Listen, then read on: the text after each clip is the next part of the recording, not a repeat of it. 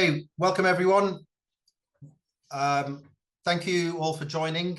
We arranged this workshop so that you would have this opportunity to reflect on what we've just been discussing, to give feedback, perhaps some ideas. The Protect Palestine campaign sees the need for military intervention when we've set out our values in a community values document. We need support. This is an initiative that has had zero funding, as you can imagine, from governments or corporations or any form of organized funding. We are reliant entirely on donations made on the website, but really we are not doing it for the money at all. But we do need money for campaign activism. There are ideas that we've had for campaign actions, getting lasers printed onto parliaments saying military intervention. Now, these types of things that are necessary tools for political lobbying. So we do need support. I'll just say that now, and also recognize that we are all human beings. There has been a huge amount of abuse towards me, which I'm okay with, but it puts a strain on work. Remember that we are a community. We are not coming from any particular angle other than what we've made clear on our website and how we've articulated ourselves. We have no control over who joins this meeting right now, so we don't know who to expect. So I'm going to use my chair's privilege to I'm going to take a very liberal approach to questions and answers, but we are not in the mode of talking about whether there's a genocide or whether Zionism is good or bad. We're beyond that. So if I will interrupt people if I feel like we're going off track. Okay, everyone is invited other than, those who are here to disrupt, to contribute to this discussion. But before we take people from the floor, we still haven't heard from Richard Falk. He is in the call. He is now? Yeah. Okay, so we do want to hear from Richard Falk because he was a panelist but couldn't make it onto the call. So we'll hear from Richard Falk first. Others, please start putting your hands up. There are people who have notified me already who I do want to hear from, who I will ask to speak. I see a couple of them have already put their hands up, but let's take Richard if we can find him, please. Richard, are you here? Do you want to unmute yourself?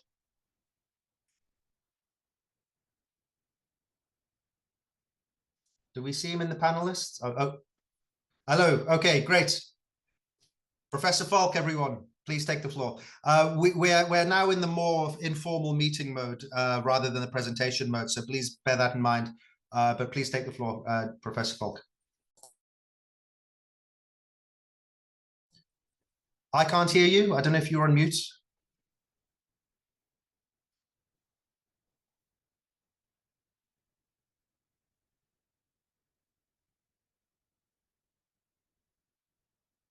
Yeah, it looks like you're on mute. Let me see if I can unmute you somehow.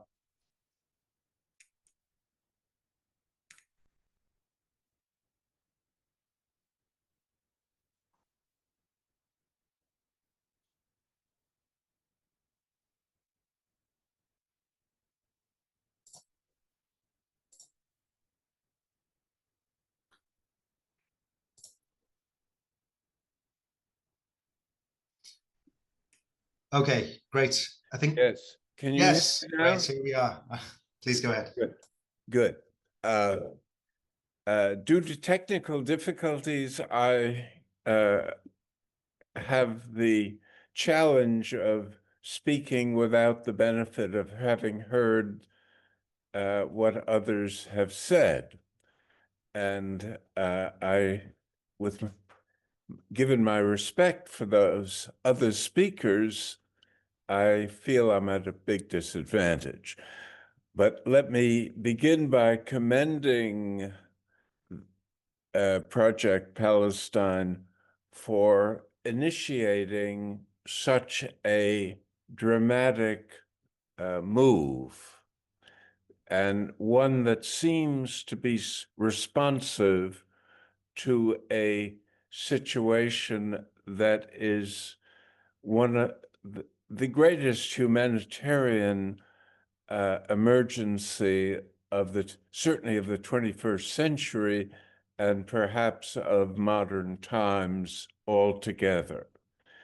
And the challenge is how to find a political process that is sufficiently motivated that it can engage in a military intervention, a protective force that will create a corridor for humanitarian aid and perhaps a peacekeeping presence along the borders between Israel and Gaza.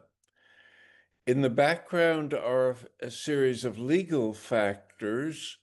Among the most important is that the International Court of Justice, more than a year ago,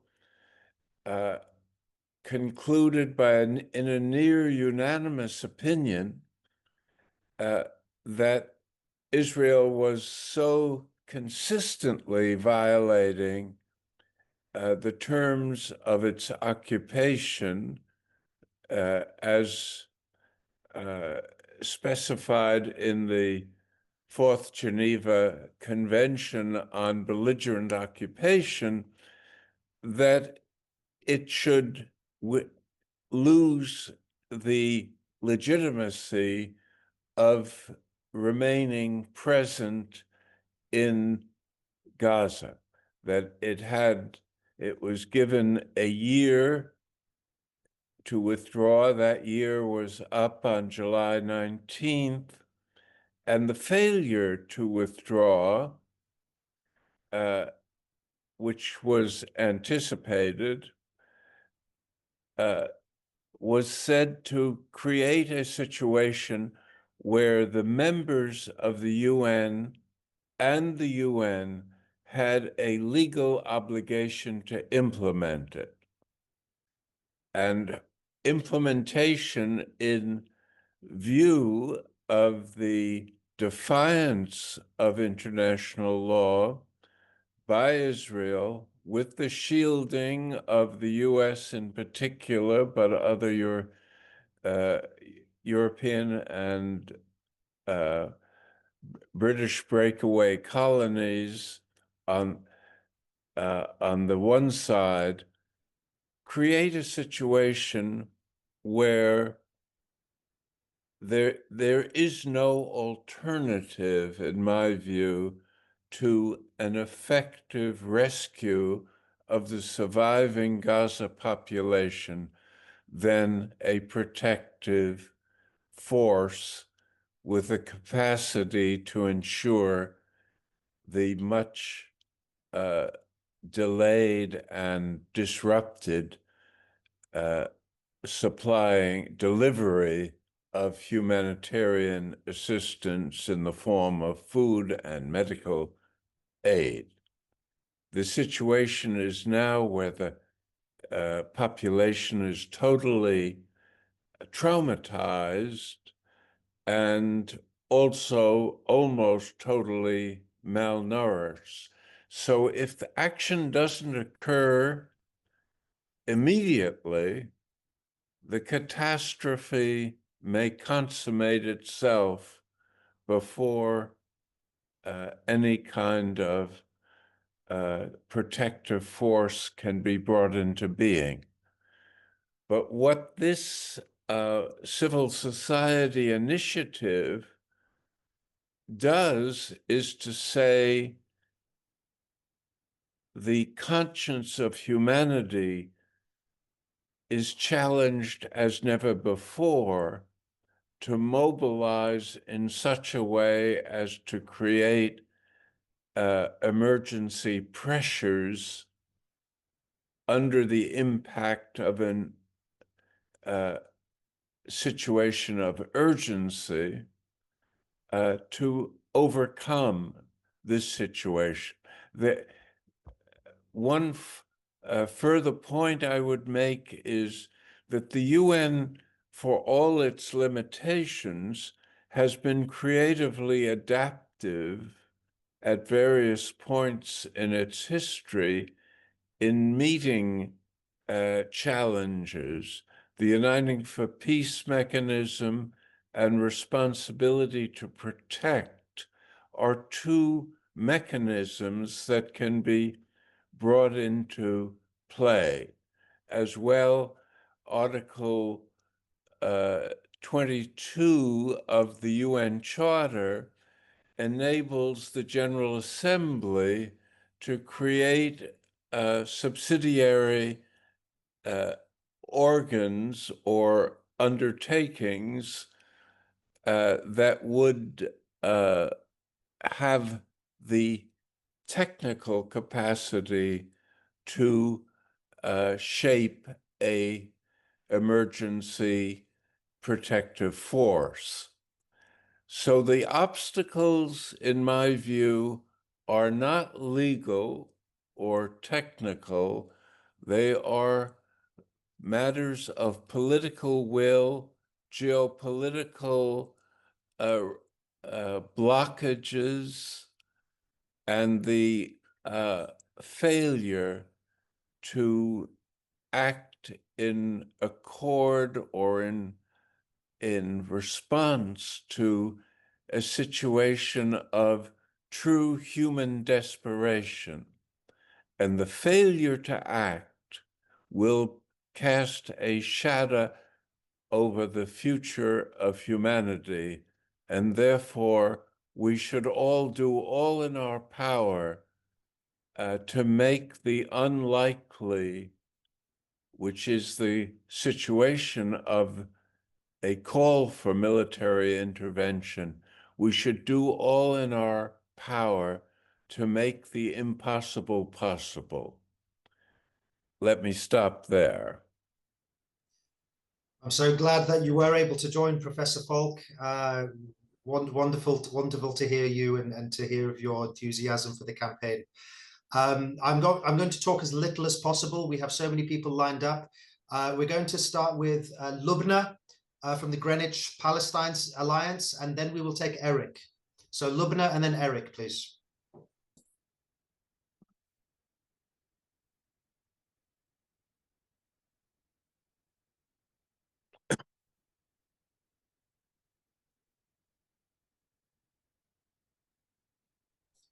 We can't hear you, unfortunately. It looks like you're unmuted. Oh, you're muted, sorry. May I come back to you, Lubna, after Eric, and we'll take Eric first. Eric, please introduce yourself. Please try to keep your statements 1 or 2 minutes max. Please go ahead, Eric. Thank you.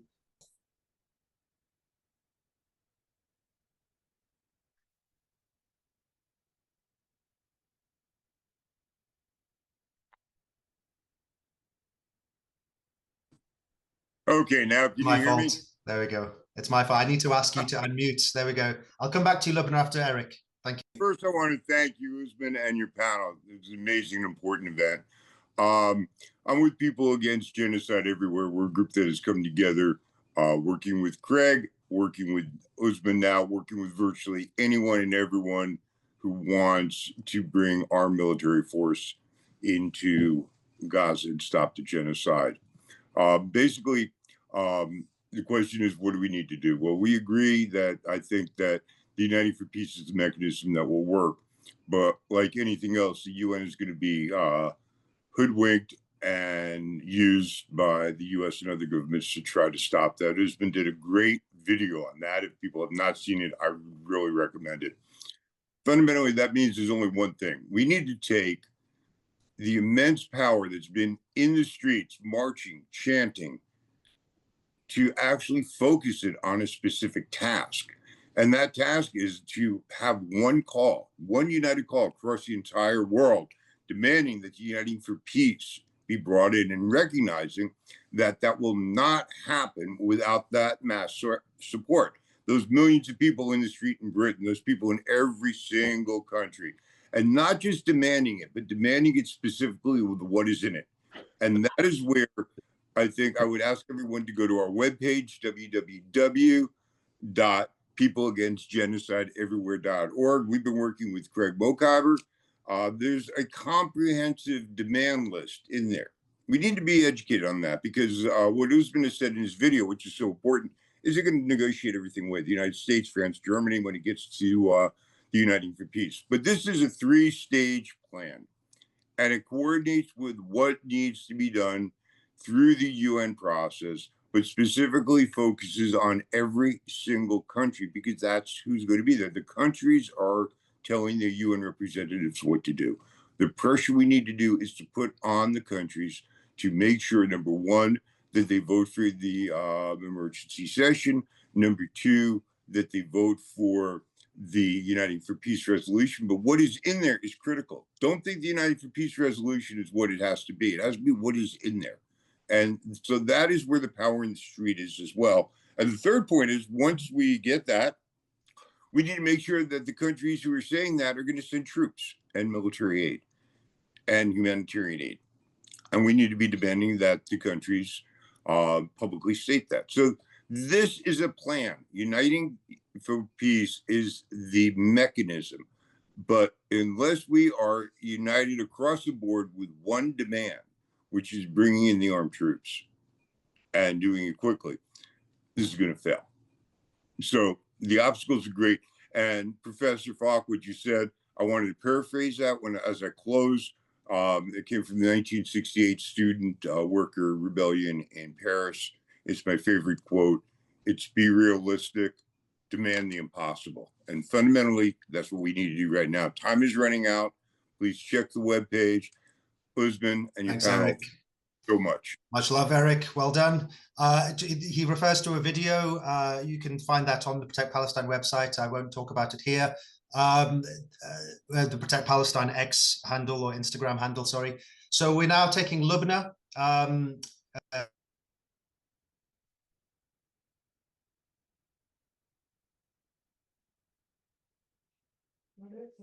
Hello? Yeah, Can you hear me now? We can hear you, yeah. Please go ahead. Hi, I'm Lubna, Palestinian, one of the founders of Greenwich Palestine Alliance. We've been working on things from divestment campaign, challenging the IHRA and Jerusalem Declaration definitions, as well as now also trying to stop all shipments to and from Israel. The basic bottom line, and I think everyone understands, Israel is an apartheid state now committing genocide. We've been let down by the UN, world government, literally the whole world has thrown us under the bus. Our rights are sold to a colonizer court system. None of this will work. What we don't need is another UN or colonizing force in our homeland dictating to us and telling us how we should live, how we should. We need to exercise our right to resist, which includes our right to the armed struggle, which is there under your UN charters and international laws. We have that right and we need to exercise it. We don't need international powers that are dictated by their own capitalist interests. That, again, is another doomed to failure exercise. It has to come from the ground. If we want to raise funds, it should be for arms, for our right to do so, to exercise. And that needs to come from the ground, from workers' power, from the public. We need to be armed so that we are able to defend ourselves in our homeland and our right to exist. And we need the full dismantlement of Israel, because anyone who still condones the existence of a racist pariah state and entity that is committing this genocide is condoning the erasure of our people. We don't have time for more courts to rule and wait by the end of the period that they decide it's a genocide. What the whole world is witnessing already, live stream for the first time in history. We don't need to wait for that, for everyone to cry their commemoration crocodile tears for us. We'll be erased by then. And if the world is not going to stop it and allow us and permit us to exercise our right to self-defense with our right to the armed struggle, they may as well just send us all back home, nuke us in one time, so we don't have to, those that aren't in the West Bank and in Gaza, we don't have to sit here for the rest of our lifetimes. You know, we're bearing the agony and being haunted by the calls of our people to a world that did nothing to stop it. We need to be able to fight and exercise our right to do that. And if anyone wants to help, they should call for the full dismantlement of racist Israel apartheid state. Finish. It needs to end. And we need to be able to exercise our right to the armed struggle and to fight, and our right to return. That is my bottom line, and I hope that this is something that we can commit, that we can work towards, that we can call all people who want to support it to raise those funds so that we can defend ourselves. Thank you so much, Lubna. I'm going to move swiftly through speakers as we have many. Someone identifying as CB, please go ahead. Hey, that's me. My name's Claudine, and I'd like to use my 1 to 2 minutes to share an urgent appeal that I have been thinking on, that as an additional pressure to countries for travel and tourism industries. I'm just going to read it. An urgent appeal to Palestinians in Gaza, the West Bank, the diaspora, and people of moral conscience around the world to urge their worldwide followers to boycott the entire travel industry, especially as the holiday season approaches. Please consider the need to do everything in our power. We can affect airlines, fuel, hotels, all the types of travel insurance, restaurants, travel purchases, etc. The pledge not to travel must be global, widely publicized, and clear to all. If Palestinians will make this call to their followers, the world will be more receptive to this action. We refuse to travel indefinitely until relief is provided to Palestine. With our millions and with our billions, we say no to travel, and the likes of double agent warfare manufacturer, commercial carrier manufacturer, Boeing, we must take this pledge of solidarity and quickly, because even hearing the threat of this to come could help the urgent cause of relief to Palestinians in Palestine now. We need additional pressure now. Could this be the way? Sorry, 1 second. Could this be the way that we find our task to pressure the countries who would pressure the UN? Thank you. Thank you so much, CB. Obviously, very important to amplify and help each other's calls, especially on boycotts and divestments and sanctions. But I will say we've only got 37 minutes, and this is a once-in-a-year opportunity to talk about military intervention. I ask people to focus on today's topic of discussion. Please try to keep it to a minute. To think about how you want to frame your question so it's a minute, or your comment. So Les Levido.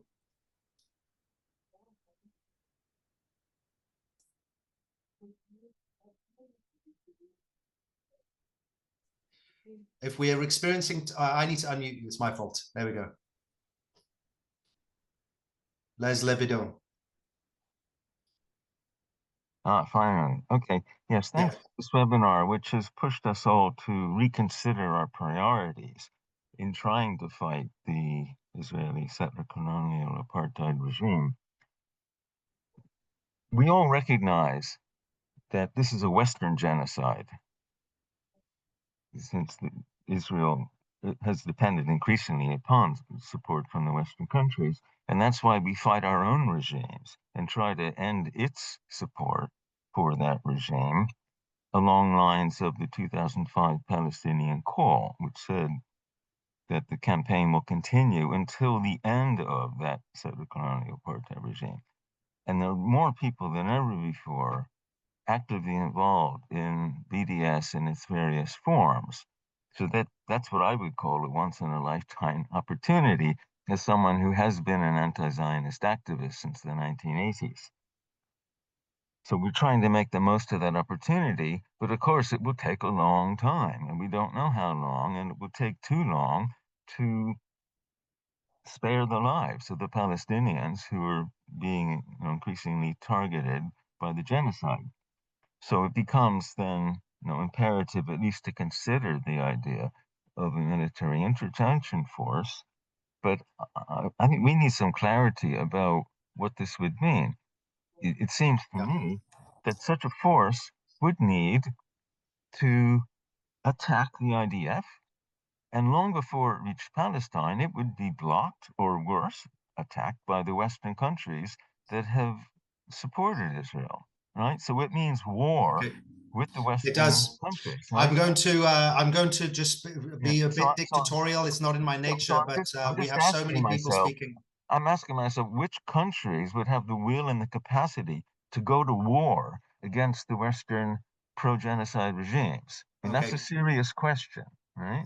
Of course, it's a serious question. We have lots of people with their hands up. Everyone, please try to time yourself a minute so we can get through as many people as possible. Someone has suggested that we try to take Palestinian people, and I'm inclined to do that, given the brevity of time we have and the necessity to hear from Palestinians.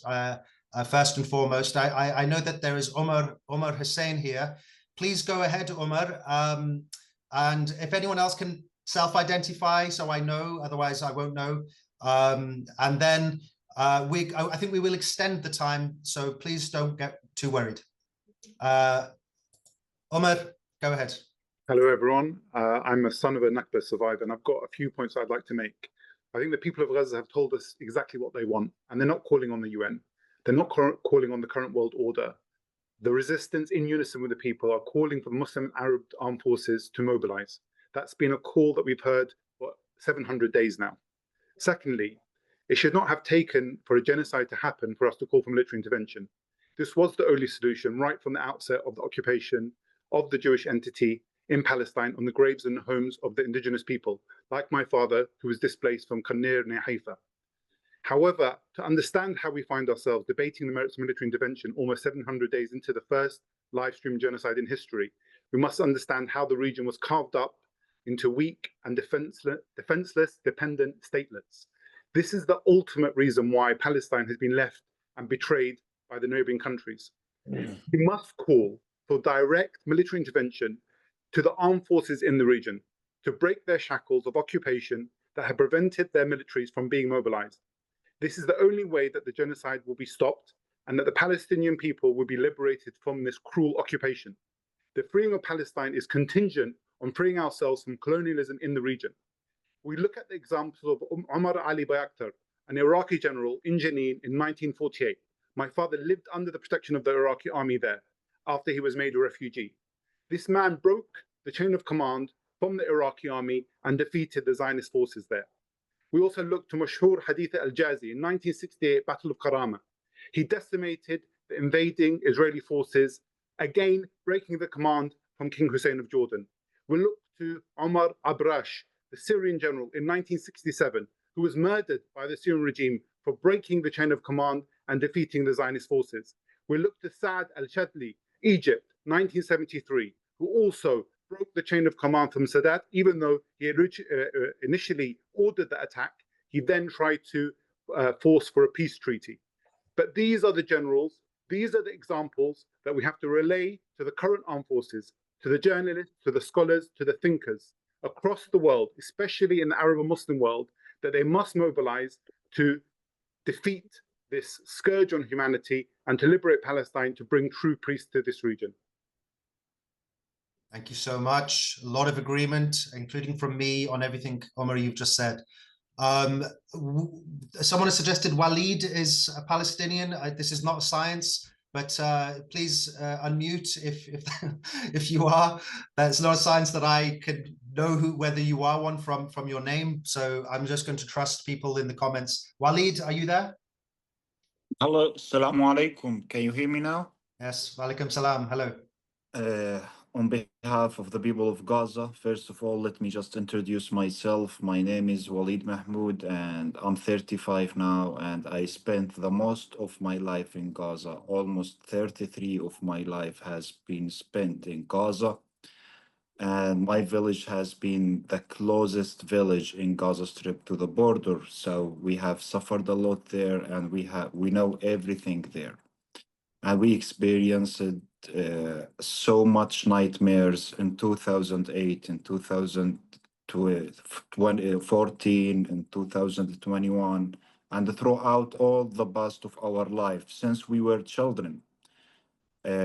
And I have been documented the daily life of the Gazans there. So I would like to thank you all for doing this with Nir. It means a lot for the people of Gaza. It means a lot for the free world and those people who are still believing in humanity. every single act is very important for Palestinians to survive, you know. I would love to thank you all, and we appreciate your efforts. And I hope that this military intervention will come through, because we have no choice, actually. My family are still there, and they are still being starved to death and living that horrible nightmare, you know, for every single minute. As a Palestinian who are living outside Gaza now, I live this nightmare by being worried all the time about my family, waking up at the middle of the night to just to check if they are okay or not. Thank you so much for doing this, and I encourage you to do more sessions like that until the people and the real people and the free world realize the truth. And let's remember, when there is an incubation, there is must be resistance. That's it. And thank you so much. Thank you you so much. I'm so honored that you joined us, and so filled with fuel to hear this from you, because it has been difficult to get this conversation, but we are having it now. I'm glad. We are going to take other speakers in the order that they have their hand up. We have Chloe Fiona, followed by Yafa, followed by Emily, followed by Dr. Ghassan Mohammed, followed by Dr. Jill Stein, and then we'll take it from there. So that's just a notice of the order we're going in. Hi, everyone. I hope you can hear me. Yes. Hello. Nice to see you all, and thank you for this incredible panel. I just resigned from the United Nations and joined the Freedom Flotilla on my way to Gaza. We came back from this mission, and we're going back now with plenty and dozens of boats. And I want to ask two simple questions. One is, we need to organize on a massive scale. Why don't we use this global Sumud Flotilla as an entry point? Two is, any United for Peace resolutions have to go through the Security Council still, if I'm correct. So in any case, I want to know about the institutional potential of this United for Peace resolution, and how can we strategically push it, either from the media, within the system, outside of the system. Sending just big hugs to everyone here, and especially the Palestinians. Thank you. Over. Thank you, Chloe. Congratulations on your liberation. May it bring you much joy as we move forward. Yafa, you're next, please.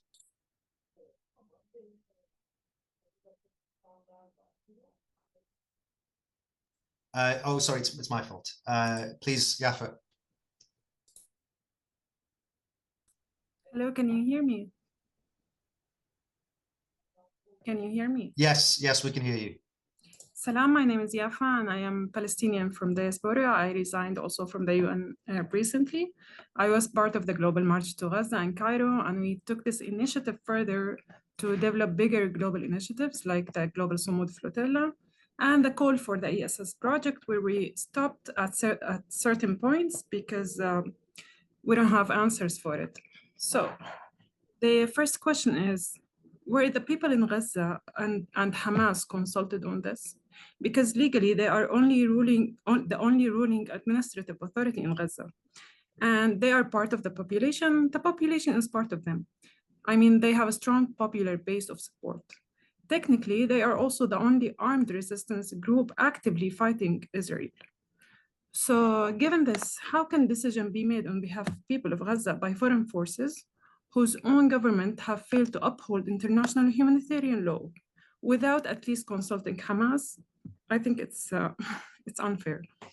Within our group, we have prepared a survey to gather the opinions of Gaza and are ready to distribute it. One way to make the proposal more digestible and acceptable to both Hamas and the population could be to endorse that the armed protective forces are composed only of certain nationalities from governments that are demonstrably pro-Palestinian. But the question is this feasible? Can such a demand specifying nationalities that must be agreed upon by both people in Gaza and Hamas realistically be implemented and followed through within the ESS framework and implementation phase? This also leads to the next point, which is, in phase one in your proposal, you mention a mandate for protective forces to safeguard Palestinian civilians. But how exactly is this supposed to be? If Israel is using airstrikes to bomb civilians, no ground troops could realistically protect them. Instead, the real priority should be to paralyze Israel's capacity to attack. If that were achieved, there would be no need for armed protective forces to shield civilians. The focus would then be limited to implementing an emergency response plan, distributing humanitarian aid through UN workers, potentially accompanied by non-armed protective forces. And thank you. Thank you so much. Very helpful, very constructive comments. And I would actually encourage you to write what you just suggested as text to us. You know, there's this, I just want to say this, these movements, they're not coming out of box. It's been me for thousands of hours trying to get this meeting to happen, for us to have these conversations. So nothing about what we've done is perfect, and it needs these conversations and these interactions. So very valuable to have them. All right, Emily, please go ahead.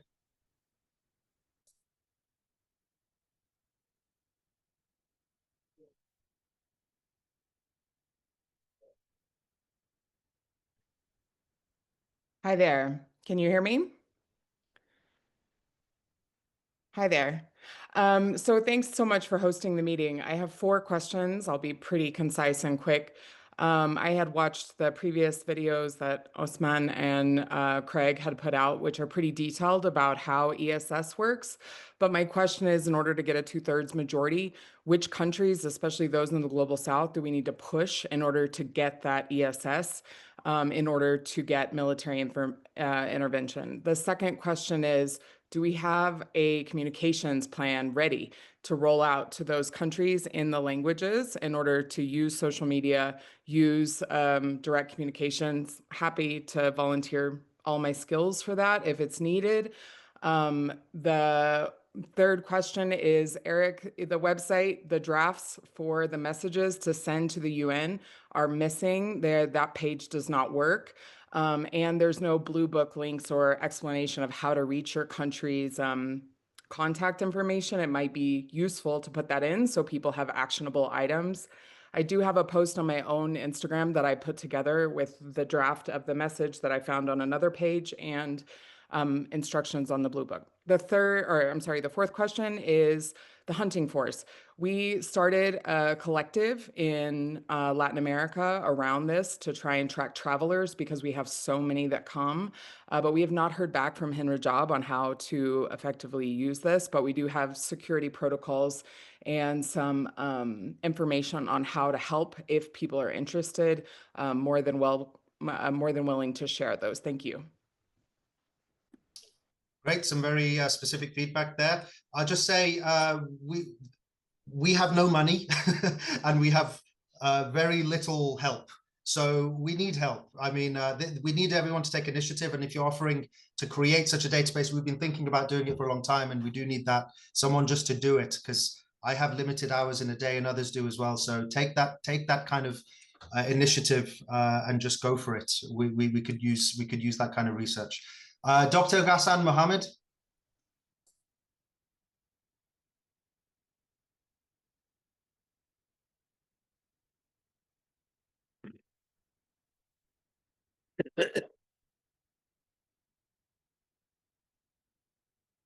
Hello, Dr. Ghassan. Can you hear me? Yeah. Yes. Hello. Hi. Yeah. Thanks for organizing this meeting. It's really well done under the circumstances. What I want to address is something different to. We talk about our countries and what they could do. I actually has been participated in the march for the Cairo to Rafah, and we experienced how the regime treated us there. That's the Egyptian regime. So I think most Arab countries surrounding us is complicit in this genocide, in my view, in various degree. So I think now, my recommendation is we move to the people. There is a different way of fighting this genocide. Personally, this I think is a generation fight, it's a long-term fight. And we need to understand 3 things I want to address very quickly. One, we need to understand how Zionism works, how their methodology, how they manage to control the West. We need to educate our people because, as I said, it's a long term. The second thing, I think we, the people, should declare sanction on America, United States. Economy is very important, vital element. We all buy American product and Israeli product. We all have many things we buy. We constitute the Arab and Muslim world of over 2 billion people. Just imagine if you don't buy iPhone. Just imagine if you put pressure on government, don't buy Boeing from America. Believe me, Israel and the United States need to feel there is a consequences. The third thing is the diplomatic side, which I think we need to push all, we people put pressure on government, close the Israeli embassies around the world. Let the Israeli fund, they can't get visa to visit Singapore or United Arab Emirates. And then they feel the pain by that. And I think this is something nobody could stop us if I don't want to buy iPhone. There is nothing somebody will tell you you're breaking the law or anything like that. It's up to us to make that contribution at least. And I recommended that. And I think we could make a start declaring that sanction today on the United States, even Europe, if we can. You know, and I think also and I think the struggle and keep the demonstration and as our one of speakers said, they condition us to do that. But I think in economic sanction is will bite much effective. Thank you very much. Thank you, Dr. Ghassan. Of course, BDS needs to be vigorously pursued, and we need to be reminded of it. We are here talking about military force to conduct an intervention to stop the genocide. If we could try to focus on that, just because we've been working so hard to even have this meeting, and we want to use our time on it. Dr. Jill Stein, thank you for joining. Please take the mic. I'm going to unmute you.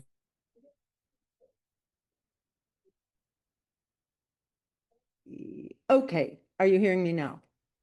Thank you so much, Osman. Thank you to everyone for making this very important webinar possible. And absolutely, this has to be the beginning of not just a conversation, but of intensive action. And we're under a very tight time deadline here.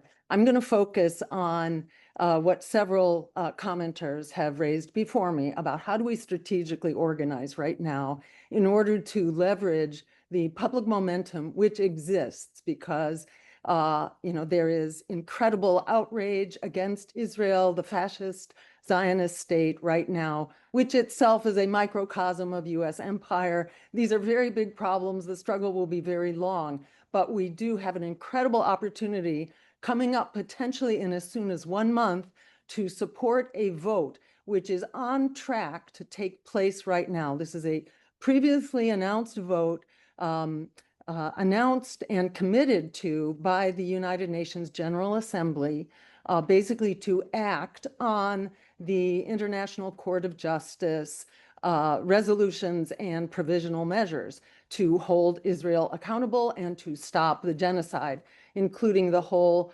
spectrum of actions, including the reversal of settlements, the end of occupation, etc. So there's a whole agenda which the General Assembly has already committed to in supermajority numbers. So strategically, one of the key things we must do right now is hold their feet to the fire. That is, the United Nations representatives who have already demonstrated supermajority support for Palestine. There needs to be an enormous mobilization of civil society in order to stay the course, to hold the line for Palestine. And we, as many organizations and individuals, hopefully we can coordinate so that we are all supporting the same language in agreement with, you know, with Palestine, of course, with the guidance of Palestine, that we have agreed upon language for what we want this resolution to say, not only to invoke sending in a protective force to protect civilians, to document genocide, to bring in relief, immediate relief, etc. we need to establish that. Also, the military and economic embargo to strip Israel of its General Assembly credentials, etc. We need to agree on common language, and we all, in all the nations throughout the world, least of all the US, because the US isn't going to change its vote, but all the other countries who are not driving this genocide so much, we need to exert unprecedented pressure from civil society to ensure that those votes stay on track on behalf of Palestine. And I'm just going to throw out another website. We are hoping to help us not all reinvent the wheel, at least on this issue, so that we can coordinate together. And our website, which is just now coming up, but it has a registration place right now. It is, oh God, I'm blocking on it. I'm sorry. Lifeline for Palestine. I'm sorry. LifelineForPalestine.com. And you can also reach us at info@lifelineforpalestine.com. Thank you so much. We hope to be hosting a webinar within the next week to 10 days as well. Thank you very much. Thank you, Dr. Jill Stein, for your ongoing and historic solidarity with the Palestinian people. It has been noted, not just in the US, but worldwide. Thank you for joining this call. Stefania Sani, I'm asking you to unmute. Hi. Please go ahead. Thank you for the, I totally understand the need for militarization, for the military response. From those of us who can't do that, I'd like to bring up the issue of tax resistance as another way of civil society to resist this. Thank you. Thank you so much. I'm going to extend this meeting by another half an hour because of the amount of hands up. You can leave if you need to, but we will continue the meeting for another half an hour. Alia, you're next.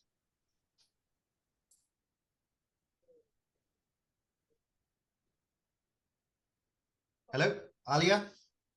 Yeah, hello, assalamu alaikum. Can you guys hear me? Just to give others a heads up, we'll have Alia, Zishan, Soraya, Natalie, and then Holly. Please go ahead, Alia. Yeah, thank you so much. It's been wonderful hearing from all the speakers and Osman about your struggles that you shared. I'm sure there's many who can relate with you, including myself. And the part about the self-liberation, yes, that is very sweet. I've been tasting that for the past 2 years too. And I want to offer my help also because I believe collaboration it really leads to more impactful solutions. And I agree with Lubna. She made very good points. We need to hear the Palestinians, and we really need to build support for them, how we can help them on the grounds over here. Like, I believe you're in UK. I'm in the US. We need to collaborate. We need to build support. We need to mobilize people. We need to have actionable items. And I wish, like, the rest of the time now that we can brainstorm on what exactly can we do? How can we get the people, right, to support us, and then get the people to pressure the leadership that we want to pressure to take the actions that need to be taken. Thank you, Alia. Just to say, the whole point of Protect Palestine is to do those actions. We began in that way by getting people to send letters, targeted letters with certain language at certain diplomats at certain times. We'll continue to do those campaigning actions. Yes, we're not asking people to go and fight. We're asking people to mobilize, which is part of which is how we succeed. All right. Yes, and I've looked at your website. Sorry, I've looked at your website and I saw the letters, and I've started working on kind of like updating them also because they were a little bit outdated. So I'd like to get. Don't worry about mine. You make your own. This isn't going to be just me or right, but any it'll be in collaboration, right? Yeah. So we like to yes. give credit to, of course, Protect Palestine. There's no need to give credit. There's no need to give credit to Protect Palestine. That is not. We want you to share the message and mobilize. It doesn't need to be. We're just here to organize. It doesn't. We don't need any credits. But I'll move on. Thank you, Alia, though. Very much appreciate your sentiments and your joining this work. Zishan Hanif. Please go ahead. Salam, shalom, and good morning to everyone. Thank you for the session. I'm just going to echo what Dr. Gilstein and Lubna have said. The previous session, Craig Makhaiber, he spoke on the details of the UN General Assembly, that specific section of what they can do, what other countries can do if the veto happens. Please post that on your social media platforms and ask him to do it as well. And that has to go viral because that detail can be taken to all the representatives here, to their government. Because this is the only thing that we can do, because if the veto happens, then we're again blocked. So the pressure will work. To add to Lubna's thing, I suggest you guys to approach the Palestinian Authority, because there's more than 2 Palestinian political parties. It's not just Hamas and Fatah. There's also the communist one with Mustafa Barghouti, I think. There are many more. So how to approach the Palestinian Authority to ensure that they take action at the UN General Assembly. Thank you so much. Yeah. Just again, I mean, it requires people to do it. I've been constantly writing and messaging, even Hamas. People say, why haven't you spoken to Hamas? They're not easy. They're not easy to talk to. But if someone's got a link with Hamas, of course, we're open to talk to them. It's just, please help us. I mean, there are, as you said, so many different representatives of Palestinian society and government. We should involve all of them.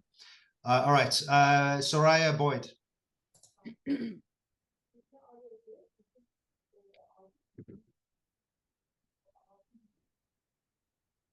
Hi, can you hear me? Yes. Lovely. I'm trying to access my camera. It just won't let me, so apologies for that. I just want to say that, start my video. Oh, it's not doing it. Okay. So basically, I want to say, first of all, thank you for your steadfastness. Sorry, my little dog is in the background. Thank you for all the time that you have invested in putting this and other webinars together. Thank you to all of the speakers for their unwavering steadfastness and sumud, as they say, in Palestine. I wanted to, in line with today's theme, talk about the fact that I, along with many others, signed a letter and contacted the Hague group with regard to a potential military force intervention. I wondered if anybody could talk about that a little bit more to, find out where we're at with this. Also, not quite in line with this, but I wanted to say, how can we go about unrecognizing Israel? Because we're back when it was allowed to join the United Nations. It was on the predicated on the fact that it would respect the spirit and letter of the UN Charter, all of the legal norms, and of course the United Nations Declaration of Human Rights. And it has done none of that. And it was also a precondition for the establishment of 2 states, one for Israel and one for Palestine. So that hasn't gone ahead. The third thing that I'd like to mention is the only party that has mentioned the responsibility to protect is Ansarallah, unlike the framers of the international legal norms post-World War II. Recently, there was a press conference convened in Russia, and there was the Jordanian foreign minister and his counterpart, so Lavrov, the Russian prime minister.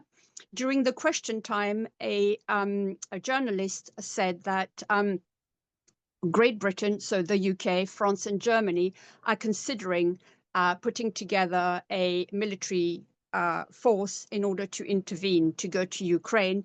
And it was also further stated that Trump is willing to avail military sort of air force support.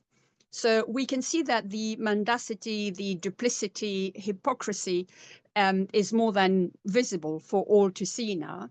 And clearly, as Craig said, and many other speakers, we cannot rely on the United Nations. Many of us feel that Guterres has been placating Israel rather than standing up to his mandate.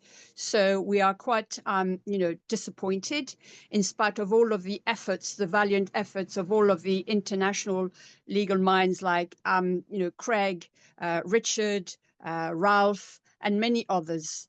So everyone, just to echo Jill's point, there has never been a more salient time throughout the international solidarity movement where we have to have a coherent, coordinated structure so we can all act together to make it more cohesive, more impactful, wherever we are in the world. Thank you very much.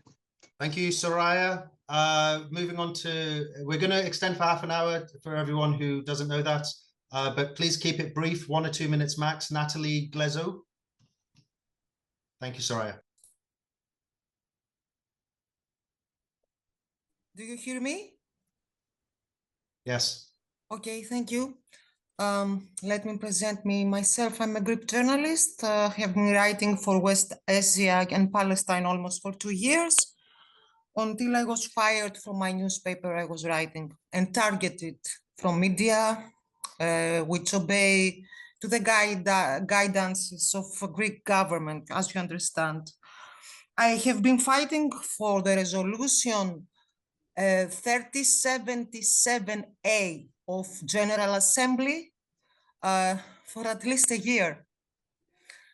I am willing to work with you. I'm talking to the host right now. I have contacted Palestinian factions. I have contacted Greek left political parties and they hesitate.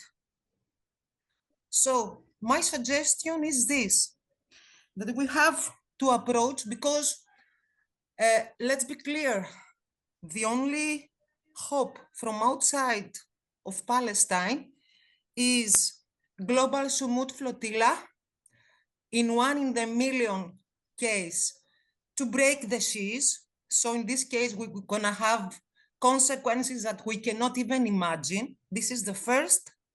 And the second is the military force from United Nations.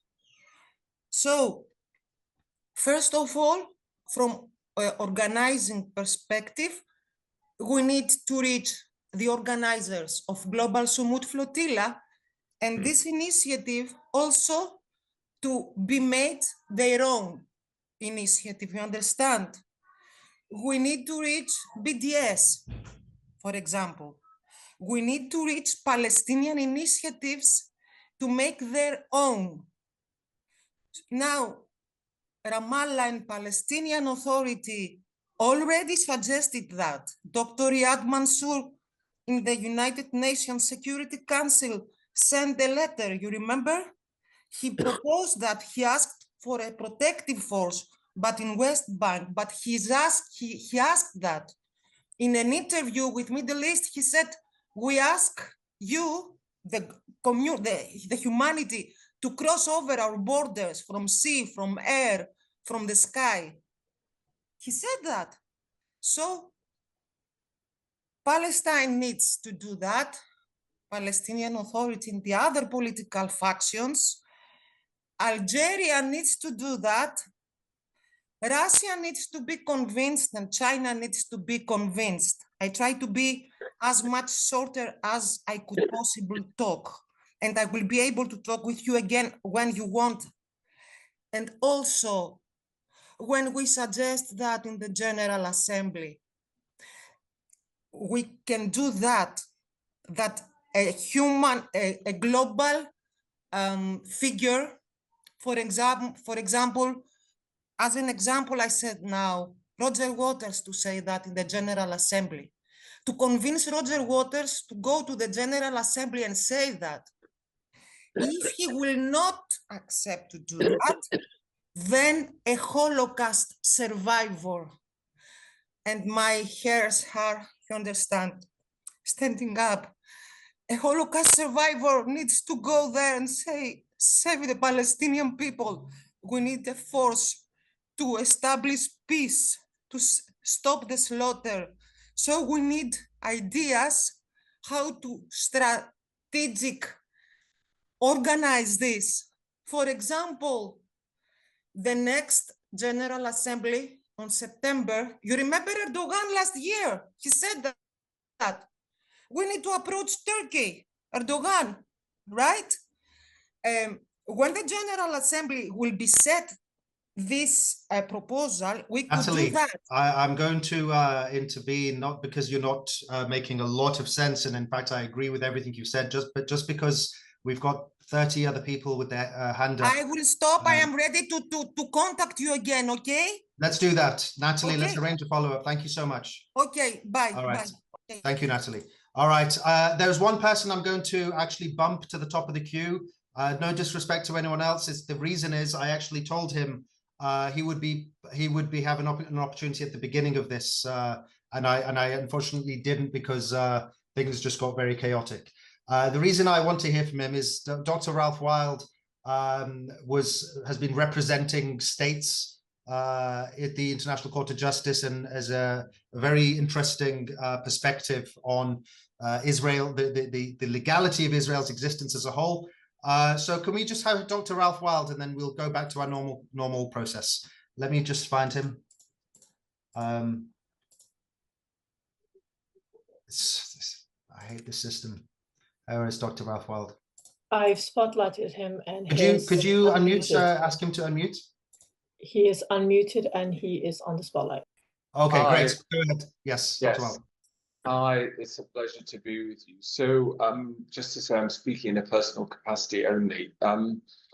I'd endorse everything that Craig said, and I don't think this is contradicting what he said, but just to clarify, it's important for us to realize that and remember that, you know, get back to basics, that of course Gaza and the West Bank are not sovereign Israeli territory. And because Israel's presence there is itself illegal, Israel has no legal right whatsoever to decide who can enter and be present. So this means that states, international organizations, NGOs don't legally need the permission of Israel to go there.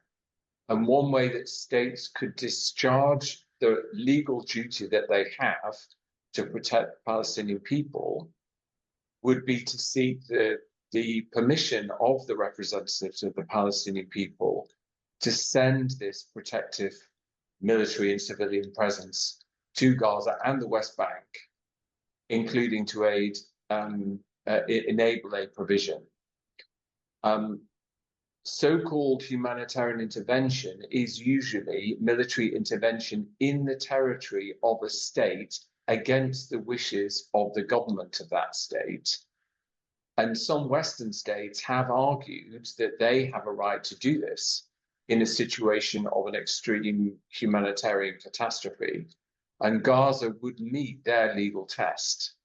Most other states, though, say that intervention against the consent of the territorial sovereign is not lawful unless perhaps it's authorized by the UN Security Council, which of course is unlikely in this situation because of the US veto, or at least as a last resort. And this is why the Uniting for Peace resolution is being discussed. The UN General Assembly might be able to provide such authority through that procedure of that resolution. But we don't need to get into these legal requirements here because Israel is not sovereign in Gaza or the West Bank, and its wishes are of no legal significance. So if the representatives of the Palestinian people give their consent, and we have had that statement to the UN Security Council by the mission of the state of Palestine to the UN, actually calling for a protective presence, if permission is given by the legitimate authorities in Palestine, who are, of course, the representatives of the Palestinian people, not Israel, then intervention can happen lawfully without there being any need for UN Security Council or General Assembly authorization. So international law is clear. The issue is political will. States, as far as the law is concerned, states must and can act effectively to stop the famine and the genocide, and they do not need any authorization from the United Nations. Thanks. Very, very glad you said this, Dr. Wild, and that is exactly the position of the Protect Palestine campaign. That's the position we set out in our publication, The Case for a Military Intervention, and in fact have released campaign actions around this. It is baffling to me that at least the chairman of the PLO is Abbas, and he does, as president, I think that there'd be some collaboration perhaps necessary for representatives in Gaza, but they actually have the authority to call in a military intervention. So all of this sort of wrangling around, can the UN do it? Can the Security Council do it? It's actually kind of irrelevant if the sovereign of this state actually just said, we call in the international community, right? And that is what we should be reminding people of, is the UN is actually just a theater of political confidence building, but is not actually needed. I wish Abbas, as I said in the video, would just find his, I used a worse word than courage. But let's move on. The order in which the speakers are going to go just appearing on my screen. And I'm sorry if people have been waiting for longer than others, but I'm just going to go with what I can see here. I have Sam Husseini next, then Moihe, then Brandon, then Nicole Duran-Bejovic. Sorry for butchering anyone's pronunciations. Sam Husseini, please go ahead. Hi, thank you. I'll try to make the points quick. I believe that the Abbas and company statements have been asking the Security Council to act, which is a hollow maneuver. They, I believe, need to be forced to make a general call for intervention. I don't think that that's happened yet, and I don't think that that's a coincidence. I suspect that Abbas and company clear their statements with the U.S. State Department. But protests in Ramallah, for example, even if they are put down, might help compel them to do that. I think that what we need to focus on is building as broad a mechanism as possible in order to effect a protection force. That means using the UN, which we know is a totally rigged system, to pave the way for that, to at least have, for example, the threat of Chinese involvement, for example. We haven't talked at all about Israel's nuclear weapons, as far as I can tell. That is probably one of the better reasons why we have complete acquiescence in various Arab capitals. And Pakistan is in chains. So I think that finding putting the correct pressures on the Hague group, and then ultimately putting the correct incentives before China to have them utilize. I've been chatting some with Larry Wilkerson and Chaz Freeman, who know China very well. They're not optimistic, but they think that it's possible. I know Matt Ho has been or was on this call. These sort of military people, or at least Wilkerson and Ho are military people. And I think that maybe getting them injected into the conversation about how to, again, create the right incentives for a global force to do this. Right now, the use of force has been enough for Israel to utilize in its pretext for its genocide, and insufficient to stop it. And furthermore, it's been segmented, right? They take on Hezbollah, and then they take on Nasrallah, and then maybe in 6 months they'll be taking on fighters in the West Bank. If they take them on one at a time, that helps Israel. And I think we need to relentlessly critique all of these people. I put out a piece recently critiquing Algeria. they paved the way for the continuation of the genocide, while a lot of activists think that their rhetoric is sincere. It isn't. So I think that the tools are there, but we have to be very nimble, and we have to not get sidetracked into, BDS and other. I'm all for all of these things, but the purpose of this group should be to how do we strategize to affect a military force, or at least the threat thereof, in order to save Gaza in the coming 2 months. That's our focus. And I think that it's doable, especially with the upcoming meetings at the UN, with the possibility of massive protests in New York. That should be a part of this. This isn't to say that I believe in the UN. This is an opportunity to expose the UN and to create a better system in the future. But it is to use it to the maximum extent possible to make it and Abbas and everybody else pretend to glean their legitimacy, to get the most out of them, and then to ditch them for a better system if and when we can. Brilliant. Thank you so much, Sam. We have Moye, please. I'll ask you to unmute.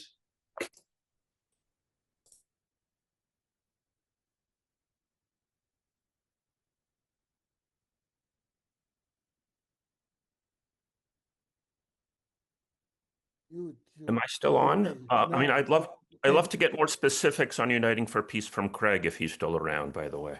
Sam, it looks like we're not going to have much time, unfortunately, for interactive discussion, because there's a lot of people who have their hand up, and I'm keen to give everyone an opportunity.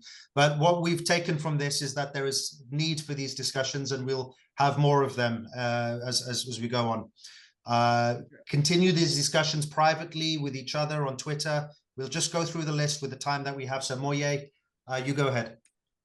Hi, everybody.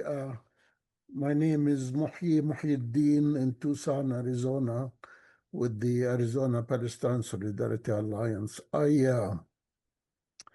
I put my questions early on in the chat, but anyway, the first question is this: with regards to your campaign. The first time I saw your campaign was about stop calling for ceasefire.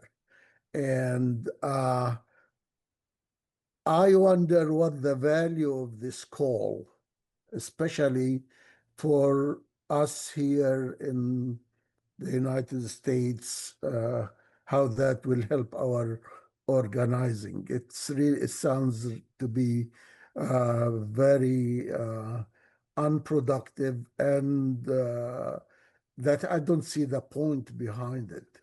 The second question is your call is dependent on the Palestinian Authority practically to initiate this request for military intervention. The problem is that the feud between Hamas and and Fatah severely weakened the Palestinian society. So what needs to happen in Palestine to make this call possible from inside Palestine? And I really would like to hear Mazen and Susan address this situation in Palestine, how we can, get to that. And the question also is about the practicality of this military intervention. If the international community has not been able to get a truck with medicine and food, how can they, confront two superpowers, or more than two superpowers, in a military intervention, which will take months and months and months, even if there is a call for it in the United Nations. I don't dispute what Thank you, do you argue that is I'm relevant going to cut you off just because we're very short on time now. I'll just quickly say this: the reason you shouldn't call for a ceasefire is this: the same reason you don't call for a ceasefire between the Nazis and the people in the concentration camps. That is, it's not a war. There's no conflict. It's an extermination. There's one side exterminating the people. When we say ceasefire, it's like there's two parties. It's a fascist, unhinged violence against a besieged, captive population. And either we support them by militarily intervening, or we frankly shut up at this point. I mean, like that's my point. I'm sorry to get passionate about it, but it's something that I'm very. This whole war myth is a lie. Anyone who calls it a war is lying, or hasn't understood the truth, or hasn't researched the truth. It is unhinged extermination. Okay, Brandon, please go next.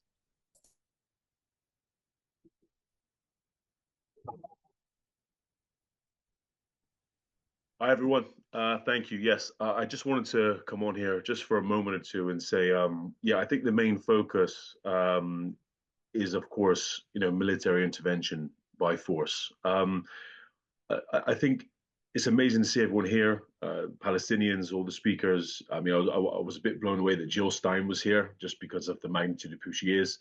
I think social media is a huge tool, and I think having sort of international lawyers here and all these things, obviously, of course, are important. But I think growing the campaign, growing the message, growing Protect Palestine, and whoever else's organizations are,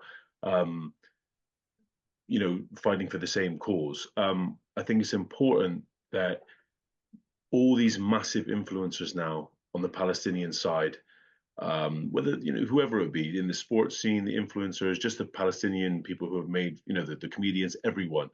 I think more and more people have to get on board, that have bigger platforms, journalists, politicians, everyone. And I think social media is the tool that has to be used to do that. Yeah, like some of these big influencers, whether it be the actors, journalists, like I don't know, whoever. I just think more reaching out to them to get bigger platforms to relay this message, I guess, is my overall point. I think that should be a main priority for everyone to do, because until it gets bigger and bigger and bigger, I just don't feel like it's going to have as much impact as it could. But salute to everyone, Usman, and everyone here. And yeah, military. Thank you, Brandon. Every individual person contributes. Dr. Jill Stein, of course, nice to have her, but every person is important. And you, Brandon, have been helping a lot with this campaign, and I'm honored that you're here. All right, Nicole, you're next. Okay, can you hear me? Yes? Oh. Yes, hello. Wait. Okay, thanks. Well, I'm so happy to be here. And well, I'm from Chile, and we have the biggest Palestinian community outside of the Arab world, and I just want to know how can I push my government. And I've been trying to talk to the Palestinian community and other groups, and we have like the big football team that's very important there. So I'm trying to connect with them, but right now I'm in Spain, so it's been a bit difficult. So I know I sent an email, everything to my to the ministers and everything. I want to just ask the rest of everyone in the chat wants to know is just how to do it properly. Besides, like how much, like the global South doesn't really have that much power. We know that. So I just want to know how can I push it. I am also a dual citizen from Chile and from Croatia. So I would like to know more. How can I push it? Like I'm like all of us here, we are gonna do our best, like just connecting. I'm not an activist. Now I know I am, but before this, no. And like you said, Osman, is just never felt more human. So just to know what are the steps. Thank you so much, Nicole. Just the global South, when united, cannot be defeated. That's true of people generally. We are the people, and it is. When I was in Jordan, we're going to protests for Palestine. we would say the people have the power, not the governments, not the king. We need to have that mentality and do stuff, and that's what the Sumud Flotilla is doing. But we need to, whatever capacity you have, bring others on board. Dr. Sharza Ibrahim, and then we'll have Sausan, and then Andrea, and then Soraya.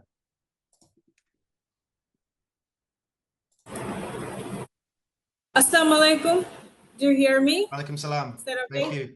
Well, Yes, hello. so I'm from Maldives. So I'm a prominent activist in the Palestinian cause. I have been jailed, by the way.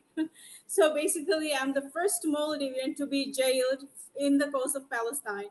I protested with my friend Shadia in front of UK embassy, German embassy. You know, we continued for at least like 8-9 months. Every day it was 2 of us, but then, you know, they arrested us. Maldivian government, you know, put us in jail 8 days. Long story short, we were released, and then we filed a case in the High Court against the Maldivian government, and we won the case. So what I'm going to say is that what you are doing is incredible. I 100% support military intervention is actually the key. Of course, you can do BDS, you can do protesting rallies and everything. But ultimately, it is the military intervention that can actually dismantle this Zionist terrorist organization, because they are colonizers, and Maldives has been colonized back in the mid-16th century by the Portuguese, by the way. Back then, they were one of the strongest colonizers. Who would say a team of like 5-6 Maldivians used armed resistance, military intervention, used guerrilla techniques, fought a 6-year war, killed the colonizers, and brought back independence to Maldives. So from that onwards, we Maldivians 100% will support military intervention, and I 100% agree with you. I'm ready to do anything that I can with you, support you. I'm a university lecturer as well in the Maldives National University, but I can help you in any ways I can. I have my own NGO for the cause of Palestine as well. So, thank you so much, Dr. Ibrahim. So grateful that you joined, and to hear you give fuel to the campaign through your words. Thank you. Sausan Samara, and then Andrea Dufour.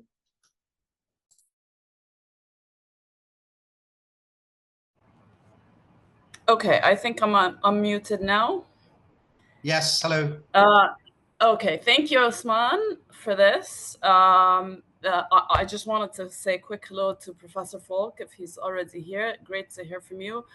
I actually quit the UN when Rima Khalaf tried to do the apartheid, and ended up working with Dr. Rima Khalaf and Professor Falk at the time, so kudos there. I just wanted to say, as we know and Craig outlined, the Uniting for Peace works for actually everything except military intervention. The military intervention needs further steps. So it'll need more diplomacy, so on and so forth. And ultimately, it depends on the international will to do that. We were looking to push it because we have the ICJ ruling, invoking the Genocide Convention in parallel with the starvation phase. Basically, the idea that it was the bottom of humanitarian and the bottom of what is needed. So that was the point where we could have pushed it very strongly. And honestly, people did. I'm gonna call on Natalie because she spoke about this, but I didn't stop sending letters. I actually met with the Irish, I met with the British, I met with the Algerians, I met with the Palestinians, I met with the Jordanians, and I met with them in Ireland, in England, in New York, and in Amman. And we failed. Now Israel declared that it's on the ground. If all these countries refused to send their military intervention at the time when Israel wasn't really on the ground, how are we expecting them to face now? Not to say that the process wasn't very valuable to try, but I think we're beyond that point. And actually, we can discuss the legalities forever. I heard a couple of colleagues talking about we don't need Israel's permission, we don't need this, we don't need that. And yes and no, but ultimately it's international law. It's what the UN is willing to push. It's what countries are willing to push. And we saw clearly kids were starving and nobody pushed anything. Instead, actually, everybody turned around and started blaming Hamas for different things. So given my conversations, actually, it was very clear that there's unwillingness. We're actually British officials made it clear that the plan is already set. We are living Balfour again with deception. Actually, the only country that's still on the fringes and resisting a bit is Egypt.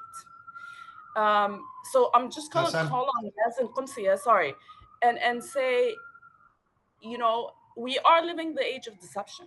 So at this point, it's very clear any action has been taken is a PR stunt, is political, not about you, Osman. Sorry, I very much salute. I mean, Craig wrote this article. Sausan, I'm going to, just because we've only got 5 minutes left of the meeting and many people to hear from. One more minute. No, sorry. No, we can't.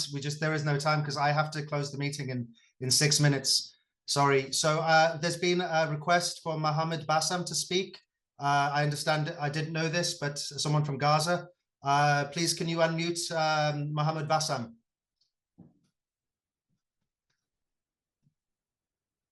Yeah, hello. Can you hear me? Yes, hello. Hello. I'm actually so happy that we got to meet, and you guys are like, it's really so important for us as Palestinians from Gaza to have a lot of people talk about us and organizing such meetings to see what we can do to end this genocide. But I just want to say something that is very important for us people, Palestinians in Gaza. Like, our families are in Gaza now, and for us, what is really so important is that I call him the jerk, and everybody knows who I'm talking about. The jerk doesn't actually mind demolishing and destroying every single house in Gaza, and besides genociding people in Gaza. The international community is not able to end this, or has not been able to end this genocide. But at the same time, the jerk is also demolishing every single house in Gaza, and he's planning to empty Gaza and then annex it. And this is one of the most problematic things that we as Gazans are facing. We're facing a huge problem, which is that the fact that we're not having houses anymore, we're not having hospitals, we're not having schools anymore, and then the world is calling for us to resist. Well, we're actually resisting. We've always have been resisting, but at the same time, our houses are being taken, our lives are being taken, our families are being killed. We on social media have been showing our fragility to people. We've been starved, we've been killed, we've been evacuated. I was calling with to my family just now in Gaza, and they're actually planning to see where they can go. We're actually playing hide and seek. There is no safe zone in Gaza. Everybody's just trying to hide from the bombs and the strikes, the Israeli strikes. But at the same time, there is no safe zone. So what is it that we as Gazans have to do on the ground while the entire world is trying to blindly looking at us? And again, I'm not saying that all the world is not interacting with us. Of course, you guys are. But at the same time, every single second counts. Now, as I'm talking to you, I just was talking to my family, which is in Gaza. And now they're actually planning to move out of their neighborhood as it's being evacuated now. So the question that I'm trying to, find an answer for, if the world and the international community hasn't been able to end this genocide, is it gonna, is the international community gonna be able to protect and support Palestinians to stay in Gaza and to help them actually resist there? Because the bigger plan now, the bigger plan is for that jerk and for those jerks to empty Gaza and annex it. Are we going to be able to stop them? If we're not able to stop the genocide, are we going to be able to stop them from emptying Gaza and taking it from us? And then we're displaced once again and maybe forever? Thank you. A very correct question to end this session with. Thank you so much, Mohammed Bassam. I want to remind myself of a commitment that I made when I was in Jordan and on the march to Gaza. We will never abandon you. We will never abandon you. And we believe in the necessity, the urgent necessity to bring force to stop the genocide, to break the siege, to impose a no-fly zone, to distribute aid, to evacuate all Israeli settlers and the IOF from all territories of Palestine and move onwards to the dismantlement of the state of Israel and create the conditions for the actual restoration of what Palestine always has been. A place of hospitality that is for Palestinians, a place where all religions have for centuries been living together. We are here to create the conditions for that and to mobilize public outrage. The travesty, the amount of sleepless nights we've had seeing what is going on, and we now need to turn this outrage and to demand immediate military intervention now and frame what that is, because we know that there are sharks all over the world who will try to disrupt our work. Unfortunately, we're not going to have time, very, very sadly for others, because I know lots of people have had their hands up, but I actually have to go to a demonstration now where I will be speaking at the demonstration to call for military intervention. Okay, this is not something that is being spoken about on the streets. I've been trying to change that. It needs to change. So I'm going to go do that now, and then that's why the meeting can't continue. But I urge everyone, if you haven't already, to sign up to the mailing list on the Protect Palestine website. After this meeting, we will send out recordings of the meeting, both the first half and the second half, and we will have more meetings. And it doesn't have to be Protect Palestine, as I said. Use your influence in whatever space you have to create the demand, the message. This is just a repository for information and a place for people to convene, but it doesn't have to be a brand. I'm wearing this t-shirt, which is a Protect Palestine t-shirt, which helps raise funds for the campaign because we sorely need it. It's been very hard work to get to this level, and we do need donations for anyone who can. Listen, I'm going to close the meeting now. To everyone who is in Gaza, you, Mohammed Bassam, we will never abandon you. There is nothing that will change that, and we will escalate until the genocide ends, and beyond that, until the settler colonial state of Israel is dismantled entirely. I pledge my life. I pledge my life for that, and everything in between now and death. I hope others will join us in that struggle as we already have been, and to carry on escalating. Thank you all, and have I hope tranquil as much as possible rest of the day. Thank you.